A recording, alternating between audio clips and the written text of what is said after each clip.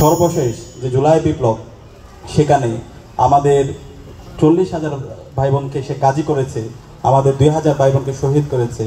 আজকে সেই খুনি ফ্যাসিস্ট হাসিনার আগামীকাল রায় হবে এবং আগামীকাল আমরা সারা দেশব্যাপী এটা সেলিব্রেট করবো ইনশাআল্লাহ। এবং এই খুনি হাসিনা এবং তার সকল দূষণদের বিরুদ্ধে আমাদের সাংস্কৃতিক বিপ্লব করতে হবে। এই ফেসিবাদী রায়, এই ফেসিস্ট রায় বাংলাদেশের মতো একটা সম্ভাবনাময়, একটা সুজলা সুফলা শস্য শ্যামলা দেশকে তারা একটা অকার্যকর রাষ্ট্রে পরিণত করেছিল। গত 16 বছরে এই খুনি হাসিনার অবৈধ শাসনকে বৈধতা দিয়েছিল কালচারালি কিছু কালচারাল ফেসিস্ট চক্র। তো এই কারণে আজকের এই আয়োজনটা বিভিন্নভাবে আমাদের কাছে গুরুত্বপূর্ণ। 1 নম্বর গুরুত্বপূর্ণ হচ্ছে এই আয়োজনের মাধ্যমে আমরা আমাদের যে এই অঞ্চলের আমাদের যে মাটি ও মানুষের যে সংস্কৃতি, সেই সংস্কৃতি আমরা ফুটিয়ে তুলেছি। একই সাথে আমাদের এই আয়োজনে আমরা এই খুনি হাসিনা ফেসিস্টের বিরুদ্ধে আমাদের কথা, আমাদের কবিতা আবৃত্তি, আমাদের গান, আমাদের সংস্কৃতির চর্চা, তার মধ্যে আমরা সেগুলো নিয়ে এসেছি।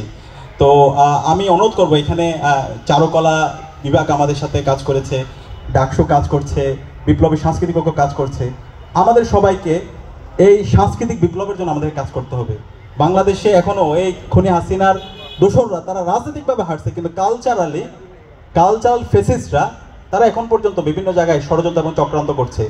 এই কালচারাল ফেসিস্টদেরকে সমূলে উৎপাদন করতে হবে। এটা যদি আমরা করতে না পারি তাহলে এই অঞ্চলের মানুষের মুক্তি নাই। বাংলাদেশে যদি আবার কখনো সংকট তৈরি হয় সেটা এই কালচারাল ফেসিস্টরাই করবে। সুতরাং এই খুনি হাসিনাকে যারা 16 বছর তার গোম খুন আয়নাগরকে টিকিয়ে রাখতে যারা সহযোগিতা করেছে, যারা ফেসিস্ট হতে তাকে সহযোগিতা করেছে, তাদের এই বাংলাদেশে আর কোনো স্থান হবে না।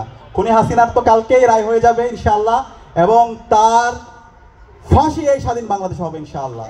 তাকে ভারত থেকে এই স্বাধীন বাংলাদেশে আনা হবে এবং তার ফাঁসি হবে ইনশাআল্লাহ। এবং তার সকল যে দূষণরা আছে তারা গুপ্ত অবস্থায় থাকুক অথবা যারা একটু গর্ত থেকে বের হওয়ার চেষ্টা করতেছে, সবার বিচার এই বাংলাদেশে হবে। বাংলাদেশে এই খুনি হাসিনা এবং তার দোষরদের রাজনীতি করার কোনো অধিকার নাই।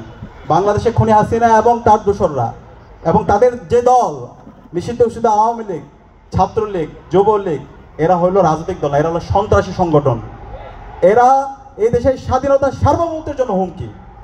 সুতরাং তাদের এই বাংলাদেশে রাজনীতি করার কোনো অধিকার নেই।